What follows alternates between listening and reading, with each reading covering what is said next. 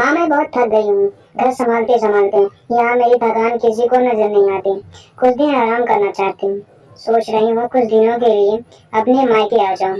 आते हुए अपने बच्चों को भी साथ ले आऊंगी। वे वहीं से स्कूल चले जाएंगे। आखिर एक ही शहर में ससुराल और मायका होने का कुछ तो फायदा मिले। कविता ने फोन पर अपनी माँ से कहा। हाँ बेटा, जब तेरी इच्छा हो आ जाना। आखिर यह तेरा भी तो घर है। ठीक है माँ, मैं कल ही आ जाऊंगी। हाँ बेटा, कल आ जाओ, मैं तुम्हारा इंतजार करूंगी। अभी मैं फोन रखती हूँ, मुझे मंदिर भी जाना है। पार्वती जी ने फोन रख दिया और सीधे किचन में गई। किचन में खाना बना रही बहू से बोली, अरे अनुराधा सुनो, कल तुम्हारी ननद आ रही है। आज बाजार जाकर फल सब्जी और मिठाइयाँ ले आना। बेचारी मेरी बेटी ससुराल में नौकरों की तरह काम करती है और उस पर कोई ध्यान भी नहीं देता। यहाँ आएगी, कुछ दिन रहेगी तो उसका मन और तबीयत अच्छा हो जाएगा। सास के मुख से ऐसी बात सुनकर अनुराधा का चेहरा उतर गया। वह मन ही मन में सोचने लगी, काश आपको मेरी थकावट भी नजर आती। मैं भी दिन रात झाड़ू पोछा बर्तन खाना बनाना मार्केट जाना और हर वह काम करती हूँ जिससे हमारे परिवार वालों को कोई दिक्कत ना हो।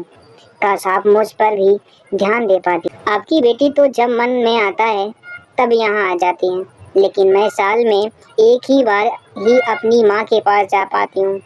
तब भी आपको परेशानी होती है। मैं भी इंसान हूँ, मेरा भी मन है। मुझे भी लगता है अपने माँ के पास जाकर थोड़ा आराम करूं, सुख दुख के दो चार बातें करूं, अपना मन हल्का करूं। भगवान अब तुम ही कुछ करो ताकि मेरी सास की आंखें खुले और उन्हें मेरी थकावट भी नजर आए। शाम तक भगवान ने जैसी अनुराधा की सुन ही ली और उसकी ननद का फोन आया। कविता ने अपनी माँ से कहा कि उसकी सास ने उसे मायके आने के लिए मना कर दिया है, इसलिए इस बार मैं नहीं आ सकती। पार्वती जी बोली, ऐसे कैसे मना कर दिया? पहले तो कभी तुम्हें आने के लिए नहीं रोकती थी, इस बार भला क्या हो गया? लाओ मेरी बात कराओ, उन्हें मैं समझाती हूँ। कविता ने फोन अपनी सास के पास दिया। पार्वती जी ने कहा, नमस्कार समधन जी, आपसे कुछ कहना है। कहिए। दरअसल कविता कल त्योहार है, इसलिए अपने मायके आना चाहती है। अगर आप उसे भेज दें तो अच्छा लगेगा।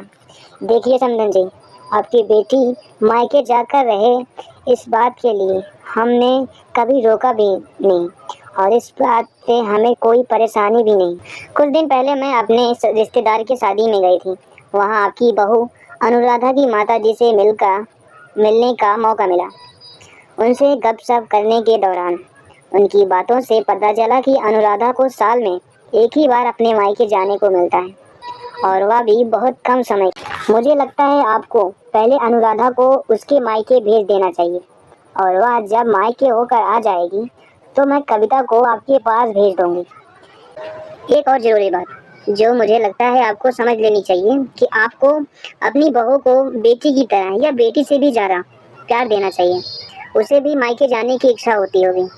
हो सकता है कविता के वहाँ आने से उसकी देखभाल करने के लिए आप उसे उसके मायके नहीं भेजती होंगी, या फिर वह आपसे कुछ कहने से अभी डरती होगी।